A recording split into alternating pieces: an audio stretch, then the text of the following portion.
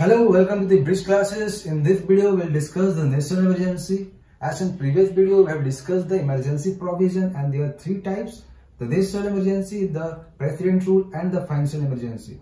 And this video will discuss the national emergency on the grounds of declaration and how the parliament gives the approval and what the duration are there for the national emergency. So, let's start. तो क्या है भाई grounds of declaration?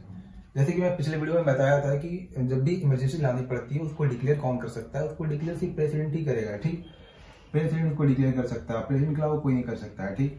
कब करेगा president declare? देखो president, उससे पहले बता दो, प्रेसिडेंट यहाँ पर डिक्लेयर 3 टर्म्स में कर सकता है, ठीक। कब कब करेगा प्रेसिडेंट डिक्लेयर? जब भी मान लो चलो पहला तो कभी भी वार हो जाए, एक्सटर्नल एग्रीजन हो जाए या फिर आर्म रेबेलियन हो जाएगा तो वो तो करेगा ही डिक्लेयर।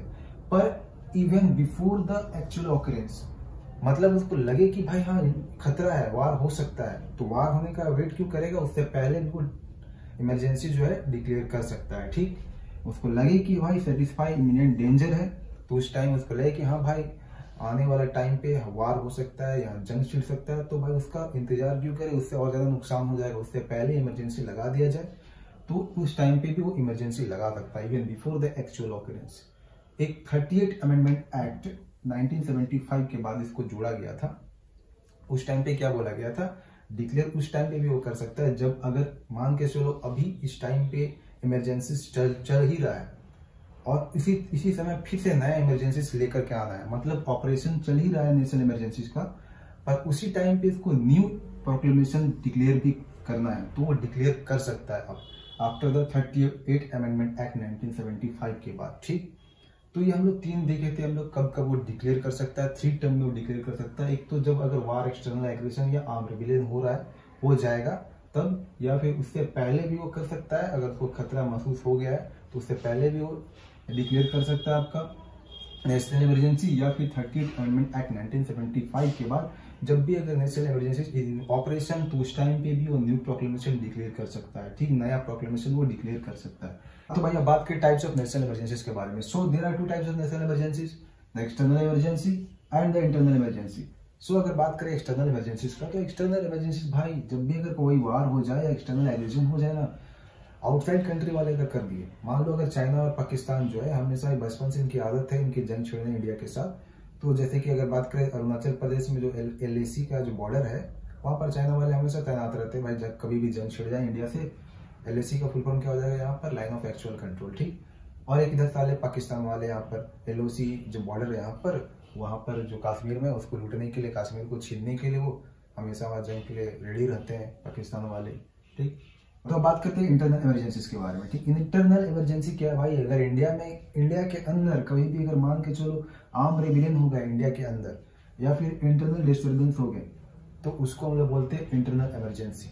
एग्जाम्पल में अगर जैसे बात करें तो एक था जम्मू कश्मीर, ठीक। जम्मू कश्मीर क्या बोल रहा था भाई कि जम्मू कश्मीर बोल रहा था वहां के जो स्टेट गवर्नमेंट थे वो खुद मांग कर रहे थे कि भाई हम लोग को इंडिपेंडेंट स्टेट चाहिए, यहाँ पर इंडिपेंडेंट स्टेट।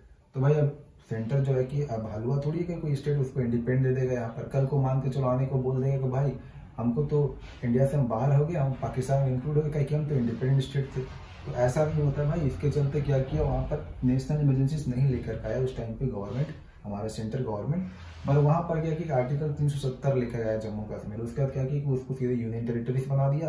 अब भाई कर लो, जितना तुम लोग को आज़ादी चाहिए था इंडिया से, ठीक, अपना इंडिपेंडेंट स्टेट बनाना था तो कर लो। अब सारा पावर्स तो सीधे किसके पास है? जम्मू कश्मीर का। सीधे आप यहाँ पर प्रेसिडेंट के हाथ में है, सेंटर के हाथ में है, तो आप कुछ कर नहीं सकते वहाँ का चीफ मिनिस्टर या वहाँ का जो स्टेट गवर्नर है जम्मू कश्मीर का, ठीक। तो ये है आपका इंटरनल इमरजेंसी, ठीक।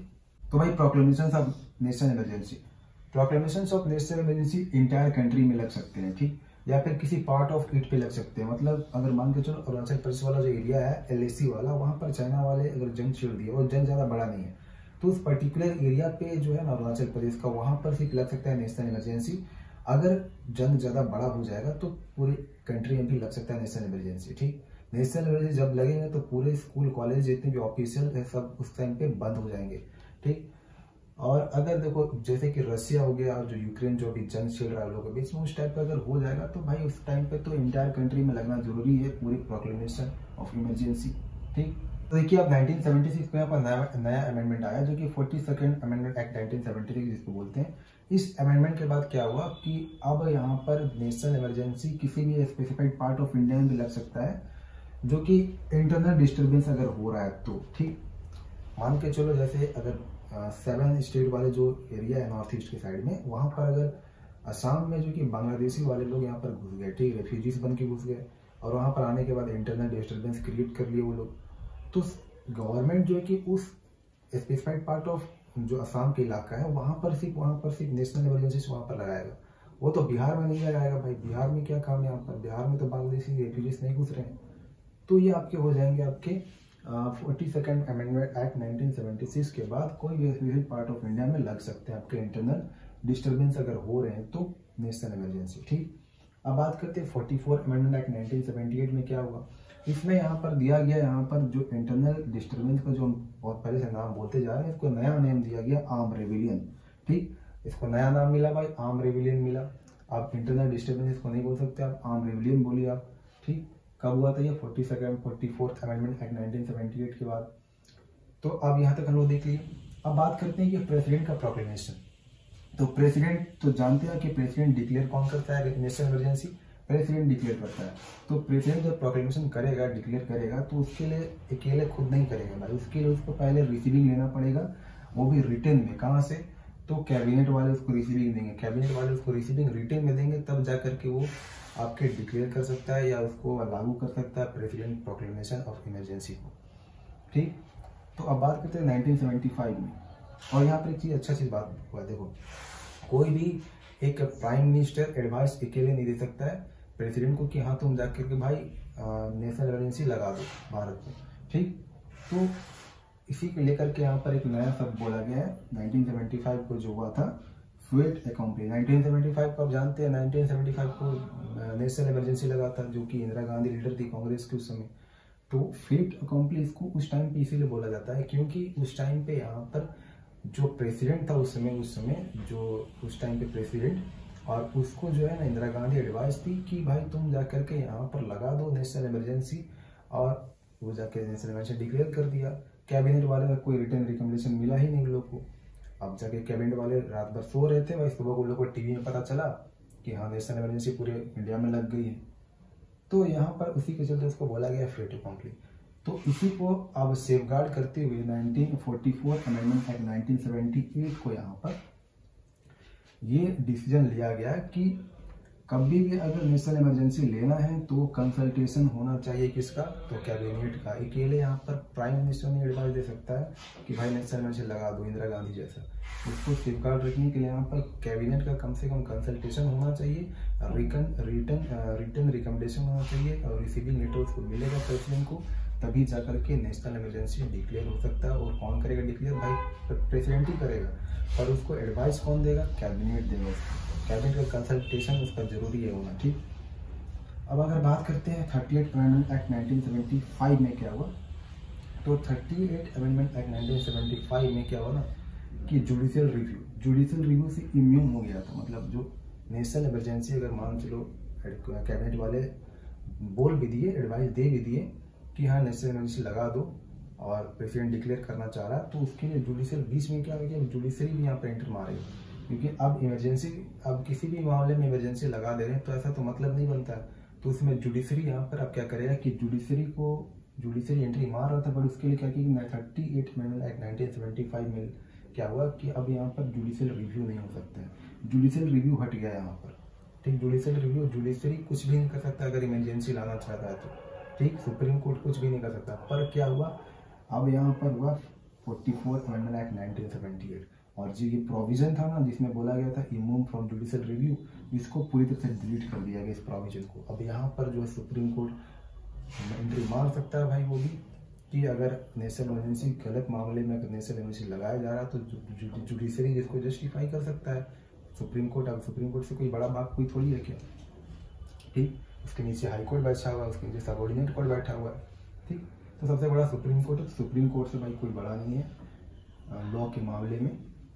तो 44 अमेंडमेंट एक्ट 1978 देख लिए, ये डिलीट हो गया था, इस टाइम पे आया था, जो कि ये 38 अमेंडमेंट एक्ट 1975 को डिलीट हो गया, ये जो इम्यून फ्रॉम जुडिशियल रिव्यू वाला बात था।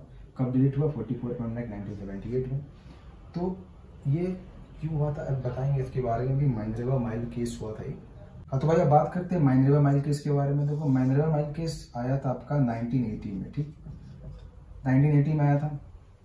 After the Minerva Mills case Supreme Court यहाँ पर क्या कर सकता है, सुप्रीम कोर्ट चैलेंज कर सकता है नेशनल इमरजेंसी को, ठीक, कि हाँ भाई नेशनल इमरजेंसी कुछ कुछ ग्राउंड पे यहाँ पर, जैसे कि मैलाफाइड हो गया। मैलाफाइड का मतलब क्या होगा कि अगर मान के चलो कोई सेंट्रल गवर्नमेंट अगर कभी भी नेशनल इमरजेंसी लेकर के आता है और अभी अपने जो पॉलिटिकल जो है अपने इसको गेन करने के लिए, ठीक, प्रोपेगेंडा फैला रहा है, तो उस टाइम पे लगे कि हाँ भाई बिना मतलब कि यहाँ पर इमरजेंसी लाया जा रहा है, तो उस टाइम पे सुप्रीम कोर्ट उसको चैलेंज कर सकता है, उसको रोक सकता है, नलीफाइड कर सकता है, वो इमरजेंसी नहीं लाने देगा।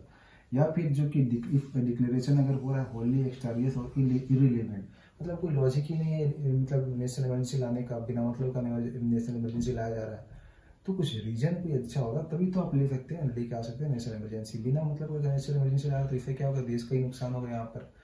तो इस टाइम पे माइनरवा माइल केस के बाद सुप्रीम कोर्ट जो है चैलेंज कर सकता है आपको नेशनल इमरजेंसी लाने से। किसको कर सकता है, तो सीधे आपका प्रेसिडेंट जो सेंटर हो गया उसको आप कर सकता है, मतलब एग्जीक्यूटिव बॉडी को कर सकता है, ठीक। सो अभी के लिए इतना ही करते हैं क्योंकि वीडियो लंबी बन जाएगी। तो आपको मिलते हैं नेक्स्ट वीडियो में सेम चैप्टर के साथ, टॉपिक आपकी डिफरेंस रहेगी। सो बाय, थैंक यू।